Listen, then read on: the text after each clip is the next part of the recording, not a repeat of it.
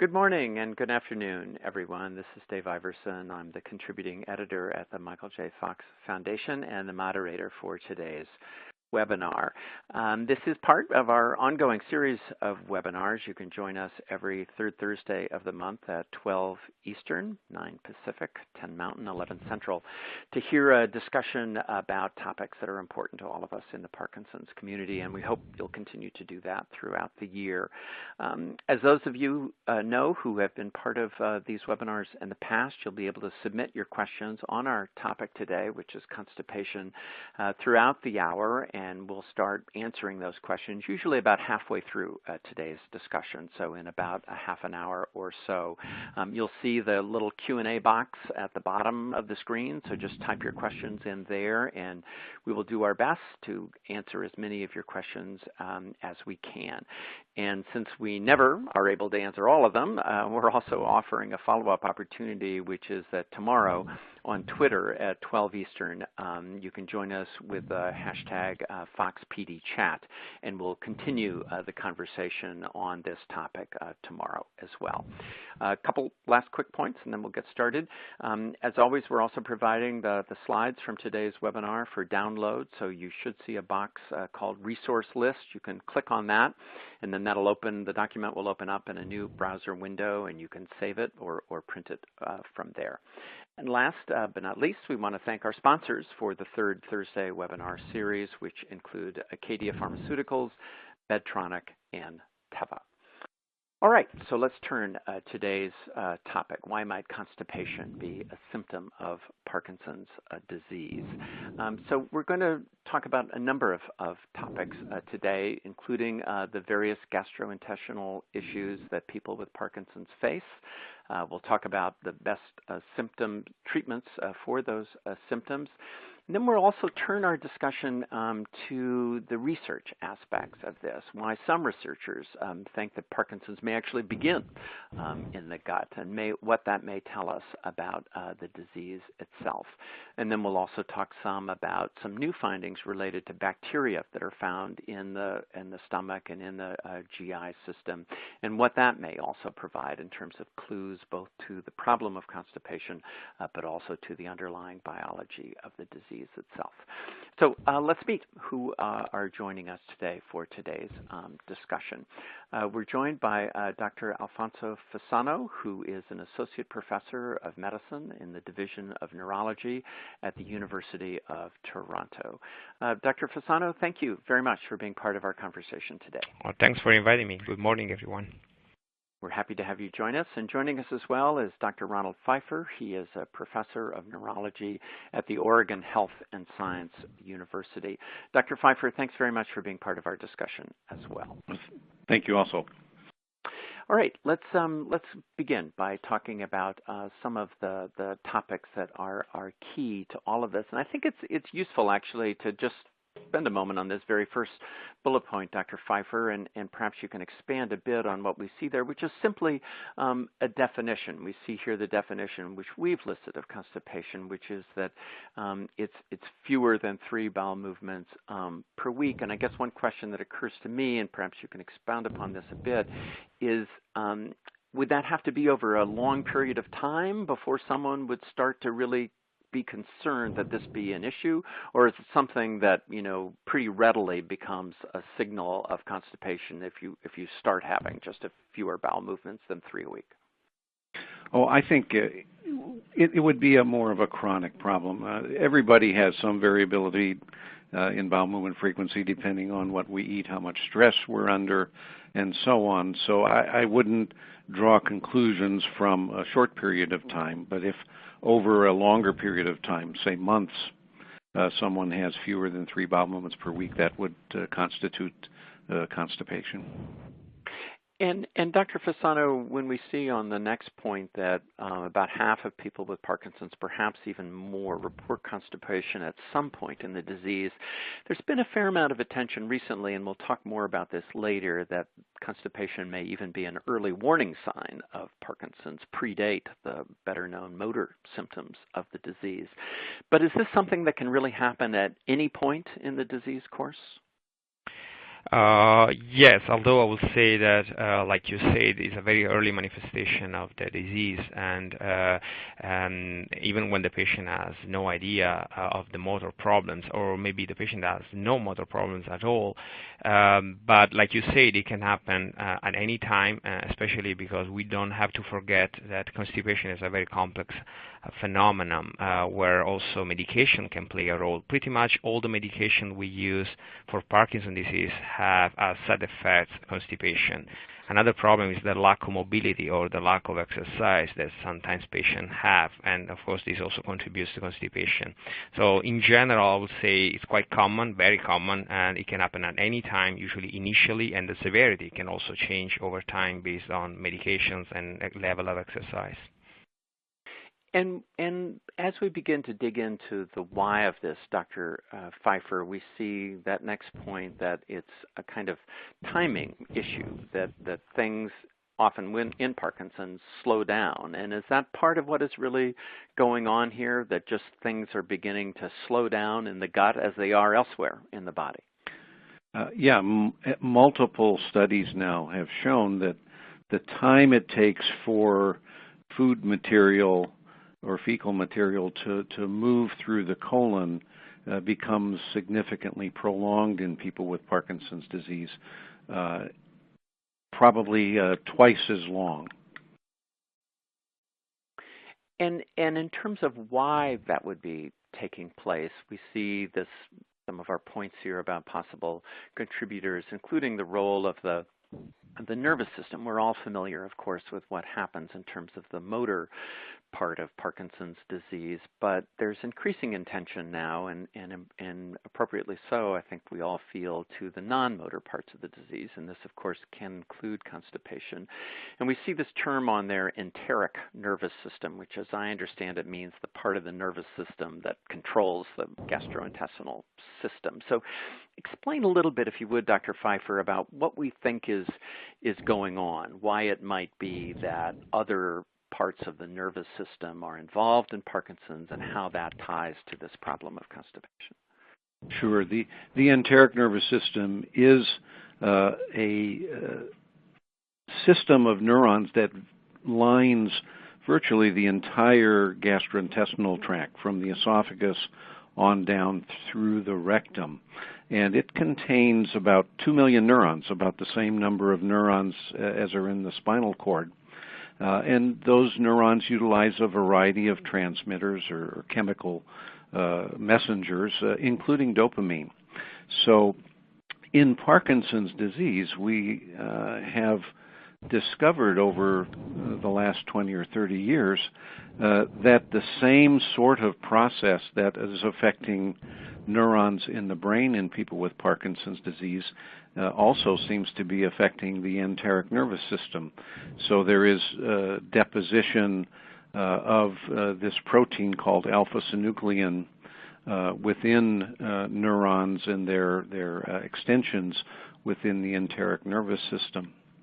And so thus the same process that's affecting the brain in Parkinson's disease is affecting the neurons in the enteric nervous system, and in turn, one thought is that may be what is responsible for the development of constipation and other gastrointestinal problems in people with Parkinson's. So that sticky protein that we've talked about in past webinars, alpha-synuclein, that clumps together in the brain and may be responsible for the death of dopamine cells in the brain, may also be and has been found in the GI tract of people with Parkinson's. And so that's one of the very interesting research questions that we'll pursue throughout the hour today. But I'm also hearing you say that we're not sure yet that there's a direct connection, is that right, between the finding of alpha-synuclein and constipation? We don't know for sure that A causes B? Right. We know that the alpha-synuclein deposition is there. What is not so clear is whether that is responsible for the constipation, or whether the constipation is the result of changes in the brain. In animal research studies, there are reports that favor either way. There are also reports that show that even though there is deposition of the sticky protein, the alpha-synuclein, in the enteric nervous system, there doesn't seem to be actual loss of neurons. I see. So it could also be, even if the alpha-synuclein isn't causing it in the gut, it could be that the problems that are taking place in the brain are somehow causing perhaps depriving the right signaling system to proceed to the gut. So it could all still be in the brain. Is that right? Correct. And that's still a very interesting but unanswered question. And Dr. Fasano, in terms of the other points we see about what may be going on here, we see that it's part of this is aging. We know, of course, that Parkinson's is most commonly a disease of aging. And also this last interesting point about medication side effects. Speak to that a little bit, if you would, because some people are already sending in their questions about whether or not some of the medications they are taking might make the constipation problem worse. Yes, sure. Like I said, even initially, medications play a role in causing constipation, and particularly two classes of medications. Dopamine agonists very commonly have side effects affecting the periphery of the body, and also anticholinergics. Anticholinergics are old drugs. We don't use these drugs too often anymore, but they are still used sometimes. But in theory, like I said initially, every medication used for Parkinson has the potential of causing constipation or making constipation worse, including levodopa. And for the reason that Dr. Pfeiffer was saying before, because basically the same neurotransmitters used, so the same chemical substances that we have in the brain are in the gut. So this is why the same medication that we are using to address the motor problems of the disease are also having an effect on motility. So as a rule of thumb, I would say all medications can cause constipation. There are important exceptions. For instance, entacapone is probably the only one with associated with diarrhea sometimes as side effects, but in general, all of them can cause it. And not just the medication for Parkinson's. Sometimes people with Parkinson's are treated with antidepressant or with medication for anxiety or sleeping pills or all sort of medications, including medications for pain sometimes, like morphine derived medications. So all these medications also slow the velocity of the gut. So this is something that we also have to keep in mind. So we can already tell this is a complicated problem, complicated biology, complicated in terms of the nervous system, complicated in terms of the medication side effects. So let's move into the specific problems that people experience, and then we'll start beginning to respond to some of our questions. We'll try to get to those a bit early because we have lots and lots of questions coming in about what can be done about some of these difficulties. So we've already described a little bit, Dr. Pfeiffer, about the slowing down of the system, and we see several of the related points here in this next slide. So if you would just describe a little bit about the particular problems that people have, both in being able to pass a stool as well as the overall rigidity that contributes to the problems that the muscle system in that area have. Sure. There actually are two components of bowel dysfunction in Parkinson's disease. The term constipation itself is usually used to refer to the decreased frequency of bowel movements. But another aspect of bowel dysfunction in Parkinson's is difficulty with the act of defecation itself. People find that they have to strain a lot. It may be painful to have a bowel movement, and they may not completely empty out. Now, that portion of the problem, by the way, James Parkinson in 1817 really described both of these aspects of constipation. But that latter aspect, the difficulty with defecation itself, is probably related to the fact that the sphincter muscles and another muscle called the puborectalis muscle don't relax when they're supposed to. In order for us to have a successful bowel movement, the sphincter muscles and that puborectalis muscle have to relax, whereas the abdominal muscles and the diaphragm have to contract in order to increase pressure in the abdomen in order to force the fecal material out.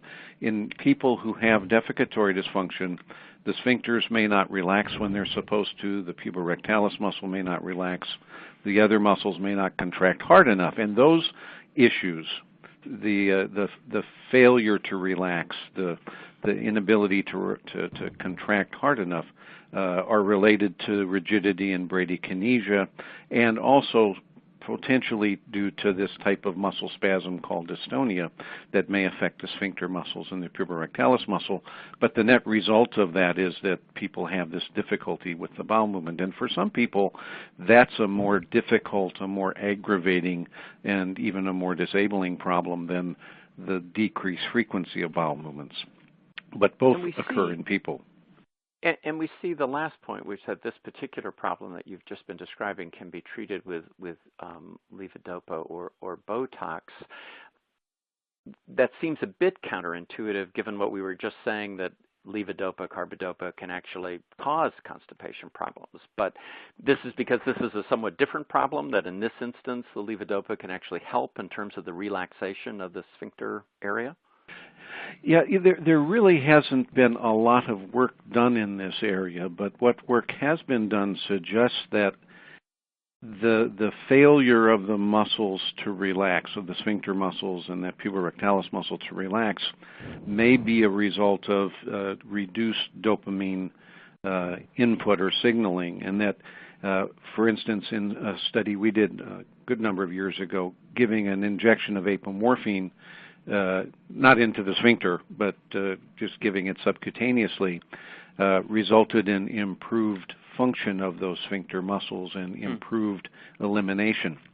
Similarly, researchers in Italy have given botulinum toxin injections into those sphincter muscles and found that eased the ability to have the bowel movement. But all of the work really has been quite preliminary, but seems to point to the fact that difficulty with defecation is very likely a low dopamine or a Parkinson off-period phenomenon, if you will, that will respond to, at least in some people, to increasing dopamine. And I've had some patients who tell me that it's easier for them to have a bowel movement when they're on as opposed to when they're off. A question from Barry, Dr. Pfeiffer, and then we'll move into some other question areas as well, but this one relates to what you're just describing. And Barry asks whether or not there are exercises that you can do that would help with this particular problem, the problem of actually passing the stool. There are some pelvic floor exercises that have been developed, not for people with Parkinson's disease specifically, but for other people with defecatory dysfunction. And this gets a little far afield from my knowledge in neurology, but from what I understand, those exercises, exercising the pelvic floor musculature can indeed be helpful, at least for some people. Dr. Fasano, anything you can add on that particular front? Oh, no, just to say something that was briefly mentioned by Dr. Pfeiffer already, is that in any case, defecation is a motor activity. So, of course, if the patient is in the on condition, he can also use the other muscles in a better way. The abdominal muscle, for instance, the patient has to exert enough strength to push the stools out. So, and this is something that all patients know very well. So even if we said initially the medication causes constipation, at the very end we know that people need medication to move and also to have an effective defecation. And this might be in terms of pelvic floor exercises. That's something that many physical therapists perhaps could be helpful in suggesting as well. Let's move into our next slide and our next question area, and that will lead us then into taking all of the questions that are coming in from our participants today. But we want to cover one other general area, and that has to do with a somewhat different problem, which are the digestive problems that can happen in Parkinson's, something called gastroparesis. And Dr. Fasano, lead us off on this, if you would, because this sounds related but different. In other words, it sounds like it's the same issue in terms of the motility and the slowness of movement within this area. But this is a different problem in that the stomach isn't emptying properly. Is that correct? Yes, absolutely correct. And so we were talking before about this nervous system that controls the motility in the whole gut. And actually, we used to say that in the stomach there is another brain. It's called the gut brain. And the stomach is like a pacemaker that drives that. It's like an engine that pushes the stimulus and drives the whole motility of the entire gut. So, like we said initially, sometimes people have a slow motility that only that affects not just the intestine but also the stomach, and this is why sometimes people find difficulties with digestion. But what is more important for patients with Parkinson is that sometimes they take the tablet of whatever drug, let's say levodopa, and the tablet stays in the stomach for hours, and the patient doesn't find any improvement. This is what we call no-on. So the tablet is swallowed, is in the stomach, but doesn't go away from it. It's not pushed away. And levodopa, like all the other medications, are not absorbed in the stomach, but they need to go into the small intestine. So this is why sometimes the medication is there, but the patient doesn't find any benefit. And this is also the reason why patients know this very well. If they take the medication on an empty stomach, particularly in the morning, they find that their medication kicks in quite fast. But if they take the medication on after a meal or in the afternoon, they notice that the medication is not as effective as it is in the morning. So this is why it's also very important to keep in mind that the diet is important. I'm sure we will have questions on the diet also. And I know that people are afraid of proteins and so forth, but what is really important to know is that it's not just a matter of protein, but also a matter of how much fat you have in your diet, because we know that the fatter is the food and the meal, the longer it will take for the stomach to get empty. So these are considerations that are really important, not just in terms of digestion, but also in terms of managing the disease. And we're going to turn next to all of those questions about diet and other treatments. Just before we do, though, one more quick question on this topic, Dr. Pfeiffer, which we had a question come in about from someone who feels like that when they're eating, that the food actually just doesn't go anywhere, that it just feels kind of stuck, almost like it's stuck in the esophagus. Now, that may also be a swallowing issue, something that also happens in Parkinson's. But is this all connected, that things just don't go where they ought to go? Well, the esophagus is involved and affected with Parkinson's disease, just as the rest of the gut is. And so food can indeed get stuck or delayed in the esophagus, and people will perceive that as being stuck in the throat or the back of the throat. When the stomach doesn't empty, the symptoms are usually more in the gut area, and so people may have a sense of bloating, a sense of nausea. They get full very quickly. They can't finish a meal, those sorts of things. But the whole gut is involved. And for when you are having that particular symptom, what's the best thing to do, Dr. Pfeiffer? You mean if you're having the abdominal bloating? Yeah, if you're just feeling like you can't finish a meal, that you're feeling full, that things aren't, what should you do? Yeah, I think if that's a that happens to everybody occasionally, but if it's a persistent problem, I think the first thing is to get in and mention it to your physician, your primary care physician, or your neurologist. And if the perception is that impaired gastric emptying or gastroparesis might be responsible, there are tests that can be done to assess whether the stomach is emptying too slowly. And if it is, then appropriate treatment can be initiated, and that may be medical treatment. It may be altering the diet, altering the way we eat, the frequency with which we eat, and so on.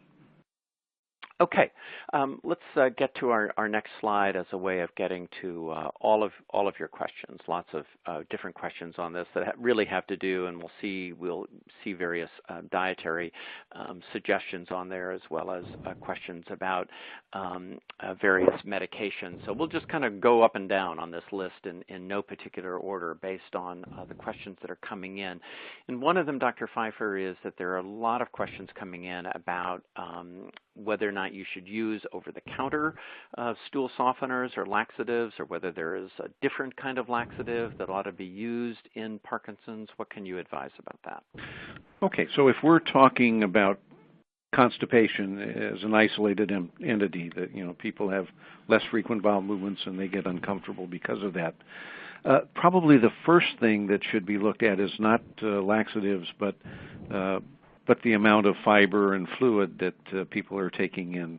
Study after study has shown that individuals with Parkinson's disease, and actually many individuals who don't have Parkinson's disease, fail to get enough fiber in their diet.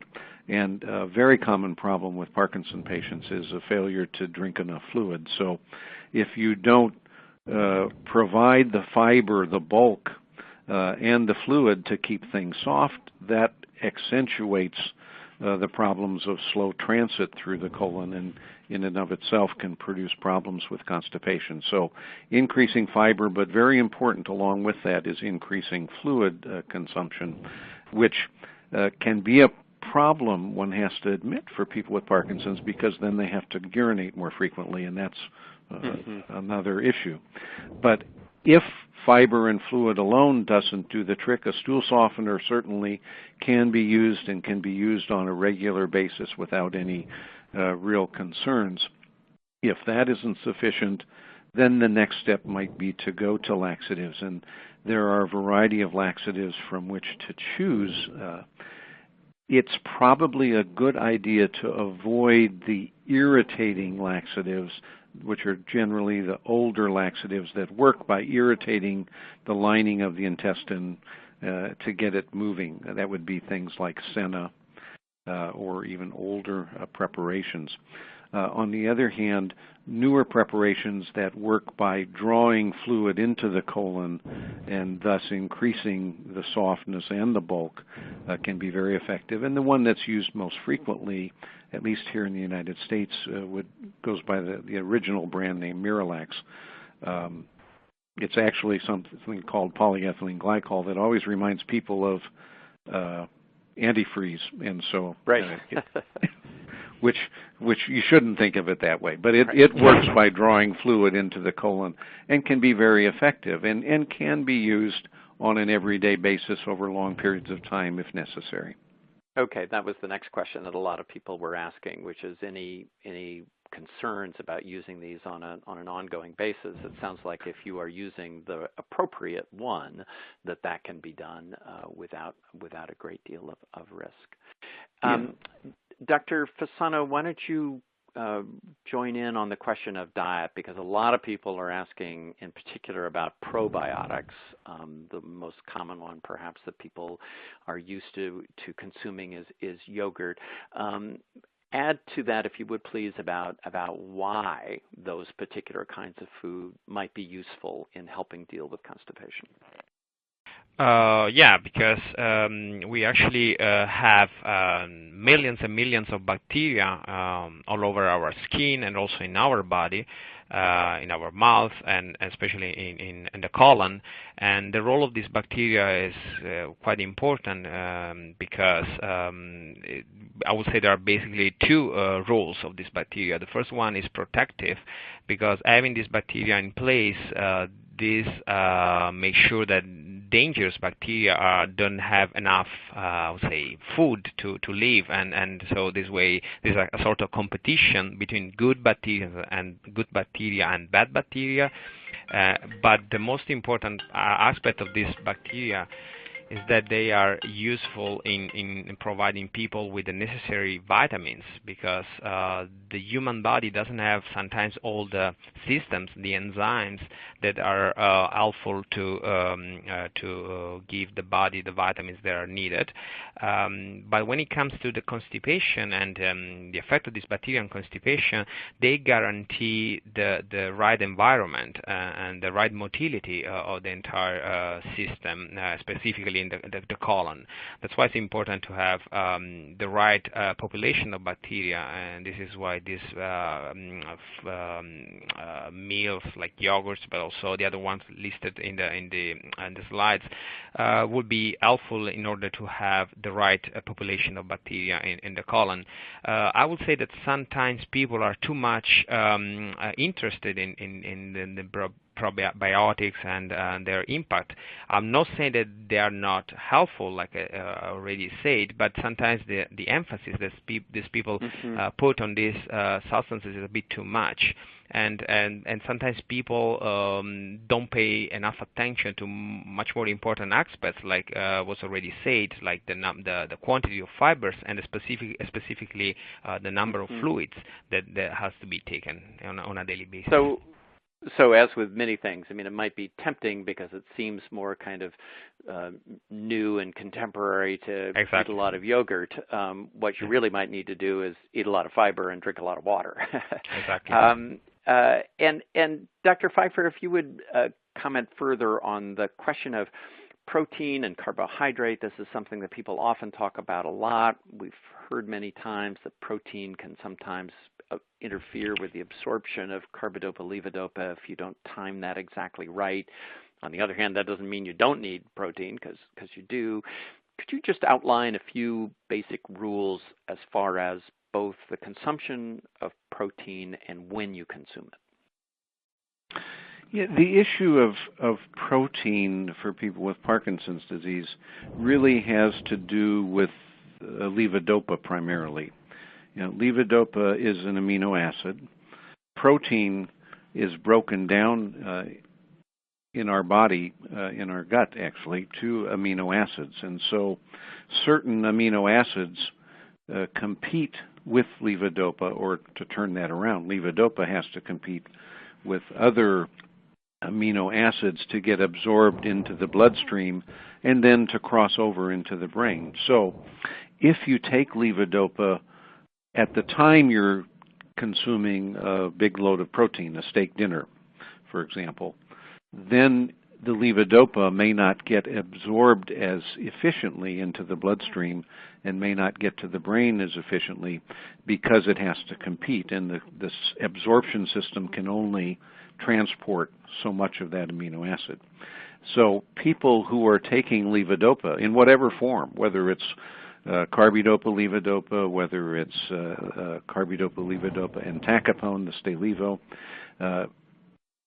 those people ideally should take their medicine separate from food ingestion, specifically protein ingestion. So 30 minutes before a meal or more than 60 minutes after a meal. On the other hand, it's important, I think, not to get too rigid about that because it's much more important to take the medicine than and get, even if it's just a partial effect, than to not take the medicine and get no effect. So protein relates specifically to levodopa. The other issues that Dr. Fasano mentioned earlier is that some foods, fatty foods, for example, can delay gastric emptying if for levodopa, again, and other drugs for that matter, to be absorbed, they have to get through the stomach into the intestine. And so if you have impaired or delayed emptying of the stomach, whether that's due to gastroparesis or whether it's due to food consumption, fat content, if you have delayed gastric emptying, you may get a delayed response to medication, or at worst, you may get no response at all, specifically with levodopa, because as levodopa sits in the stomach, it actually can get converted to dopamine there. And if it gets converted to dopamine in the stomach, it cannot be absorbed and get into the brain. In a sense, I mean, this all comes back to the same rules that really everyone should follow, whether they have Parkinson's or not, in terms of the kinds of diet they have, fruits, vegetables, nuts, fish, not too much red meat, drink plenty of water, don't eat too many sweets and fat. I mean, it's something everyone should do. It's just that the stakes are a bit higher, it sounds like, in Parkinson's. Right. And it's probably wise for people with Parkinson's to organize their meal times to avoid pill time, and not the other way around. I think it's better to set what times you need to have to take your medicine and then arrange your meal times. Good point. A couple of questions we'll want to pursue here next, Dr. Fasano. Jeanette asked, wants to ask the question kind of the other way around. Her question is, does constipation impact the effectiveness of Parkinson's medication? Oh, absolutely. And actually, people know very well that during those days during which they have more constipation, the medication seem not to be as effective as they are without the period of constipation. This is a very important point. And sometimes, in my experience, I want to treat constipation because in that, by this way, the patient has a better effect of the medication itself. And this is something that I happen to see also in people receiving continuous infusion of levodopa in the gut, something that in the U.S. is called Duopa. Even if in these patients, in theory, the administration of levodopa is right there where it should be absorbed, so in the small intestine, even in this population of patients, when they are particularly constipated, when there's a lot of constipation, even these medications, the Duopa, doesn't seem to work that well. So it's absolutely correct, and actually it's also because the human body has a number of reflexes, and one of these is gastrocolic reflexes. There is a huge interaction between the motility of the stomach and the motility of the rest of the gut. So the answer is yes. It's a really important point, and probably worth underlining, because you're suggesting that even with these new levodopa delivery systems, one of them being Duopa, which is levodopa in sort of a gel form that's transported directly into the intestine through a little tube that goes into the intestine and something that you wear on your belt. Even in that instance, which should be delivering a more constant flow of the drug, if you have constipation, it gets in the way. And I guess I think this is important to underline just for a moment, Dr. Pfeiffer, also because we just don't talk about this problem enough. Constipation is not a pleasant, easy topic sometimes. And I saw an article yesterday, I think, in the New York Academy of Sciences that talked about sort of the invisible face of Parkinson's, and constipation being one of them. That these are really important issues and things that it's important to talk to your doctor, movement disorder specialist or otherwise, about these, because they can be as impactful about how you live with Parkinson's as some of the more traditional kinds of symptoms. Absolutely. And in fact, when studies are done looking at quality of life in people with Parkinson's disease and asking about which symptoms of Parkinson's disease are the most troublesome or even the most disabling, gastrointestinal dysfunction, constipation, defecatory dysfunction, bloating, often rank quite high on the list. And so they're important problems. I think people will often find that their neurologists are not particularly comfortable about talking about it either, but sometimes we need to just work through discomfort and address these issues, and perhaps the neurologist will also want the individual to see a gastroenterologist to help with management. Let's talk next about some of the interesting research that's going on, and we'll continue to take your specific questions about treatments and concerns and questions about how to deal with this over our next 20 minutes, but I do want to get to some of our research areas as well. And this gets to this sort of fascinating question about some researchers think that Parkinson's may actually begin in the gut, and as you'll see on the slide, various studies have indicated that many people who are later diagnosed with Parkinson's actually experienced constipation as much as 20 years before diagnosis. And this then leads to this point that we talked about briefly earlier, the finding that the sticky protein involved in the brain is also sometimes found in the gut as well, alpha-synuclein. So, Dr. Fasano, I guess it's an intriguing question. We don't know the answer to it yet, but part of what the thinking here, as I understand it, may be is that the alpha-synuclein might actually travel. Is that right? From the gut up to the brain through the vagal nerve, perhaps. Is that correct? That rather than it being top down, it may be the other way around?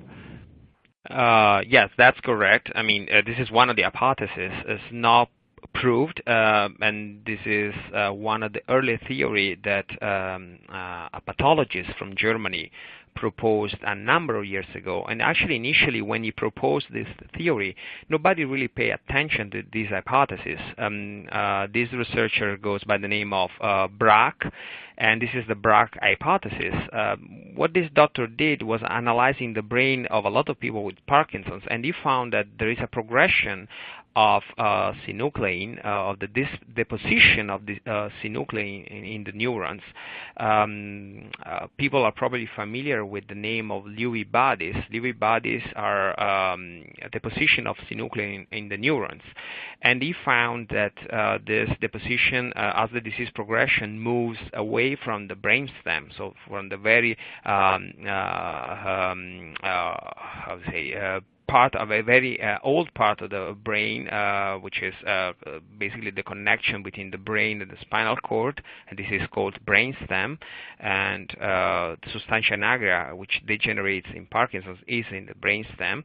So he found that there is a progression of this synuclein from the brainstem towards the cortex. But then the story got even more interesting because he hypothesized at that part of this research, at that point of this research, that the synuclein seems to appear first in the neurons that are part of the vagus nerve, and the vagus nerve innervates the gut. So this is how the story went out, and then few years later, it was then found that the alpha-synuclein is also in the stomach and in the gut of people with Parkinson's. What is not said enough is that everybody has alpha-synuclein deposition in the brain and in the gut. So this means that if you have a deposition, or Lewy body if you want, in the brain, doesn't necessarily mean that you have Parkinson's. Many people in the old age may have it. And many normal subjects may have depositions of alpha-synuclein in the gut. And this is why it's so difficult for us today to clearly say that this is a definite relationship. It seems that people with Parkinson's have more alpha-synuclein in the gut, but it's not necessarily proved that the alpha-synuclein found in the gut then travels along the vagus nerves, reaches the brain, the brainstem, and then from the vagus moves away and goes towards the substantia nigra and then keeps going towards the cortex. This is an interesting theory. But there are many things that are not clear yet. The typical example when I'm asked by patient about this theory is the proof that Parkinson's can be genetic. So when Parkinson's is genetic, the mutation is everywhere in the body. So it doesn't mean that you necessarily have to have something traveling from one spot to the other. I see. That's an interesting corollary to this. That and I would assume then, Dr. Pfeiffer, that might mean that someone who does have a genetic mutation, which again, is at least as of now, represents a fairly small percentage of the overall Parkinson's population, but that someone who has a genetic mutation might not necessarily have constipation as an early warning sign. Is that correct? I suppose in theory that's correct. I don't know that that's been specifically looked at in any way, partly because we've only identified genetic mutations within the last few years, and if in people with Parkinson's disease, constipation can be evident 20 years before, it'll take time to know if the genetic Parkinson patients have that same problem or not. And I guess to the larger point about this theory that it might all begin in the gut, would the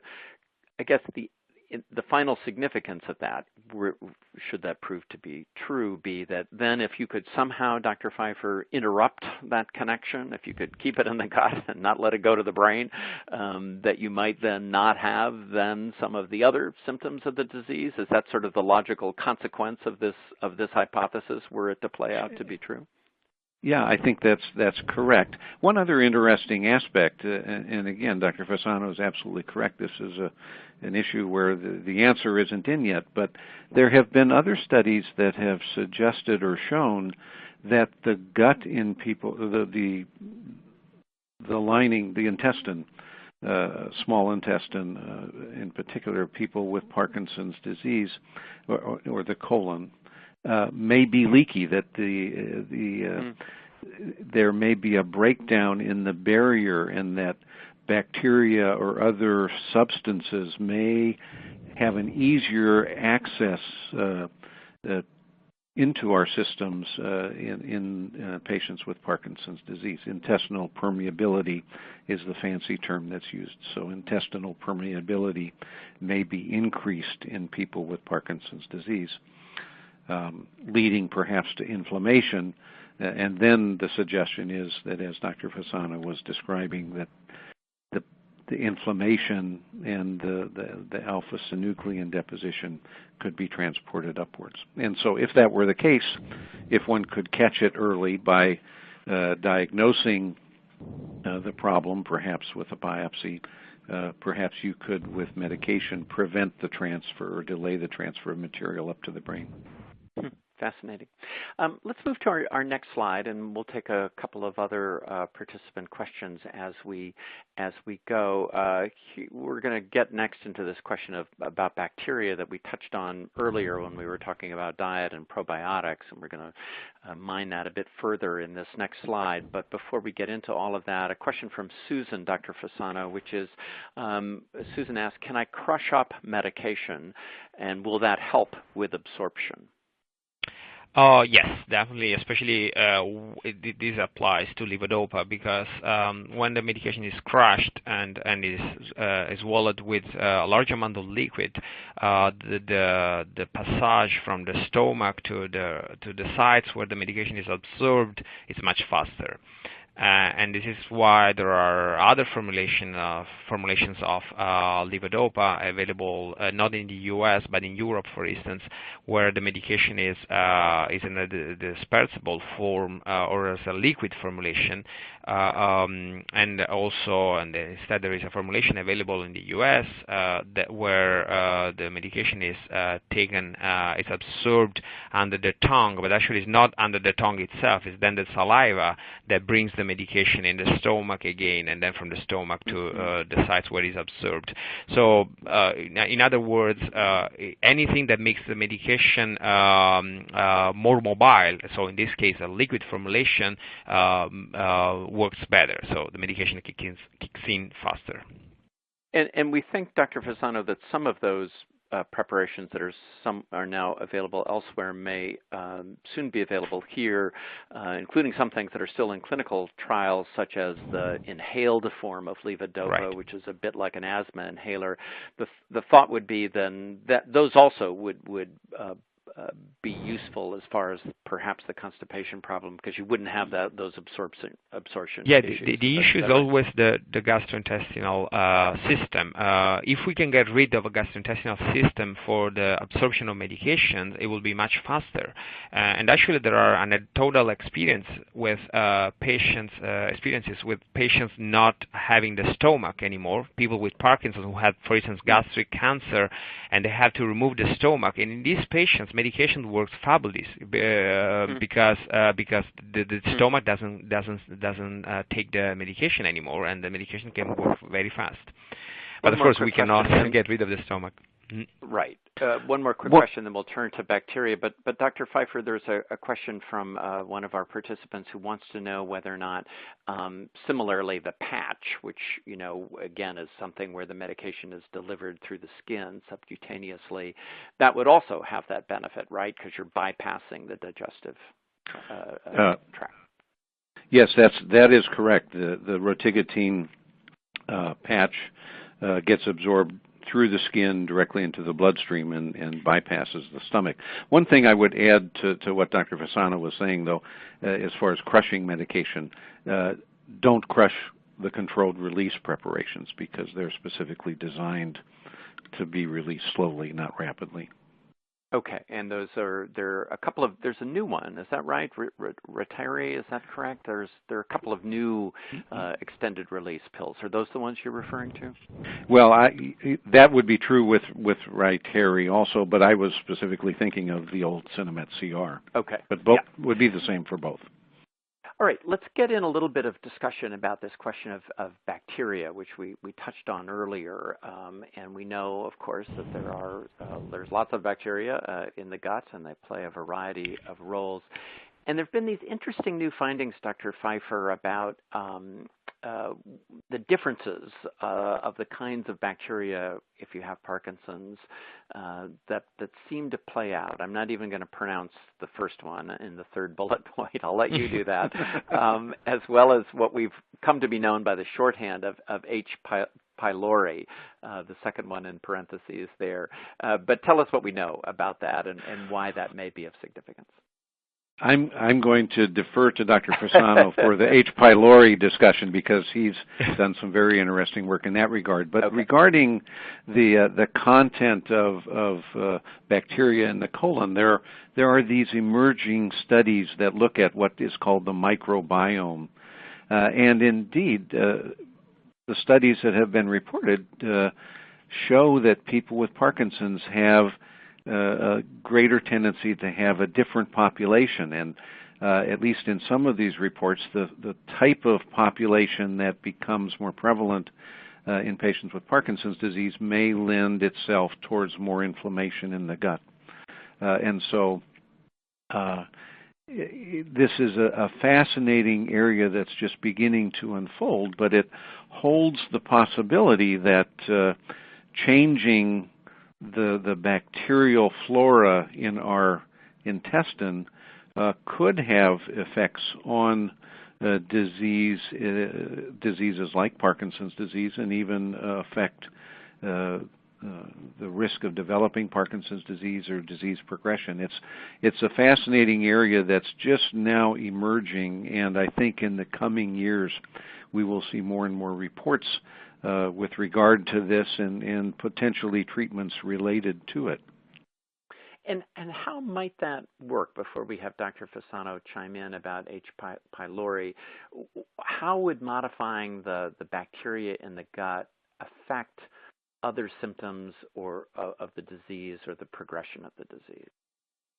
Well, for example, if inflammation in the gut is playing a role in the development of Parkinson's disease, or the perpetuation of Parkinson's disease, or gastrointestinal symptoms for that matter, by changing the bacterial flora, the makeup of the bacteria in the colon, one might reduce inflammation, might alter absorption of substances, whether they're nutritional substances or other substances in the gut. And thus indirectly, I guess you would say, affect both symptoms or disease progression. And Dr. Fasano, on the H. pylori research, which you, as Dr. Pfeiffer was suggesting, you've been engaged with, what intrigues you about that? What are we finding? Why might it be important? We have been studying particularly two types of infection. One is Helicobacter pylori, which is a bacteria that affects the stomach, and the other area of research we came across is called bacterial overgrowth, which means that the bacteria are not just in the proximal part of the gastrointestinal system, so not just in the colon and the mouth, but also in other areas of the gut. And the reason why these infections are interesting to us is basically twofold. The first one is that, and this is quite easy to understand, once you have an infection in the gastrointestinal system, the gastrointestinal system doesn't work very well. So it doesn't move very well and doesn't absorb the medication and the other components of the diet. This means that if you can eradicate the infection, the patient will be better just because the medication are working much more easily. But the other area of interest is more, I would say, theoretical, and this is what Dr. Pfizer was saying before with the term of neuroinflammation and permeability. It looks like the presence of these bacteria where there's no home for them, is triggering some inflammation in the mucosa, in the wall of the gut, and this inflammation is somehow brought to other areas of the body, including the brain. And it's not just that. It looks like increasing permeability can also increase the chance that some environmental factors, like toxins, for instance, can access the body more easily. So these are the interesting part about this research. What we have proved so far is that people with more fluctuations, with more severe fluctuations, are found more often with these infections. And we also found that sometimes when you treat the infections, the motor symptoms got better because the medications are better absorbed. But there is still a long way to go. And this is something that I really like to emphasize because I understand that for non-physician this will be such an interesting topic. But when it comes to research, it's really difficult to prove cause and effect. Just a very brief example, we were saying before the macrobiota of these people is different. People with Parkinson is different. But we don't know, for instance, if someone with constipation for so many years has a different macrobiota simply because of constipation, or maybe someone taking levodopa for so many years somehow change the intake of levodopa for so many years somehow changes the environment and then the population of bacteria. So it's not always so easy to conclude and to draw a conclusion between what we found and the relationship with Parkinson. So I want the people to be aware of this complexity. No, it's always a useful reminder about both the difficulty of determining cause and effect, whether it's causation or association or which causes what. I think those are important caveats to always list. But what's intriguing here, and help me understand this just a bit further, is that what I hear you saying is that if you have one of these infectious agents going on in the gut, that can actually make motor symptoms of the disease worse. Is that right? And if so, how does that happen? Does that infection travel up to the brain and increase inflammation in the brain? Yeah, like I said, there are two theories. One is quite easily proved and understandable, and is the one that says that levodopa is not well absorbed because the gastrointestinal system doesn't work well because of the infection. I see. And this is easily proved, and we can measure the levodopa dose, the levodopa concentration in the bloodstream of people with and without infection. So this is what I think is the most important at this point to discuss.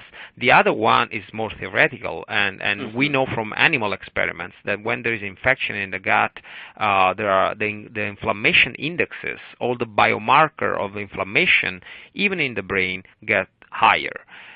But we miss the link, at least in humans. Yeah. Fascinating areas of research to proceed. We've about reached the end of our hour, and we'll just go to our last slide as a reminder to people about how they can participate in research if they choose, which is so important, including the kind of research that Drs. Fasano and Pfeiffer are engaged with. And ask you, Dr. Pfeiffer, if you would, to just make a closing comment, if you might, about the importance of this issue, the importance of talking to your physician about it, and where your own hopes are, I guess, for where research may lead us in the future. I think it's so very frustrating for patients and for physicians to have a problem and to have ideas and to have research studies and to have difficulty getting the research studies completed because you have not enough patients willing to participate in the studies. So participation in clinical research is so important, and it's something that individuals with Parkinson's disease and often their family members can do to help push the field forward. The studies may or may not help that individual specifically, but every study gives us more information, and ultimately that additional information leads to discoveries, leads to better treatment, and hopefully ultimately leads to ways to slow or even eliminate Parkinson's disease. So I really don't think it can be overemphasized to individuals the importance of considering participation and actually participating in clinical trials and other research studies. And with that, we'll bring our webinar, our third Thursday webinar for this month of July to a close. Dr. Ronald Pfeiffer, Professor of Neurology, Oregon Health and Science University. Dr. Pfeiffer, thanks very much for your participation today. Well, thank you very much. And thanks to Dr. Alfonso Fasano, Associate Professor of Medicine at the Division of Neurology at the University of Toronto. Dr. Fasano, thank you as well very much. Thanks for inviting me. It was nice. And thanks to all of you for participating in our webinar today. We'll be sending a link to it so that you can listen on demand or share with others. We'll also be sending you a survey link so that you can respond to and give us your evaluation and critique of our webinar today so that we can continue to try to improve them and make them of better service to the Parkinson's community in the months ahead.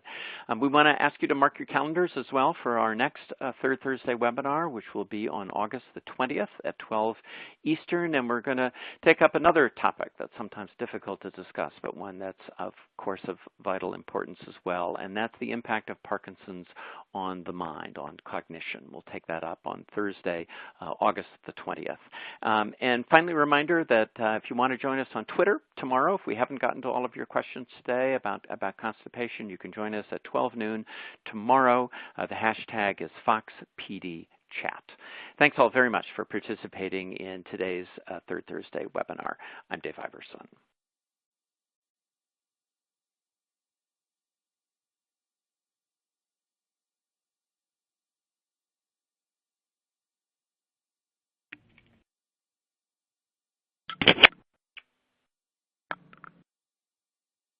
Hello.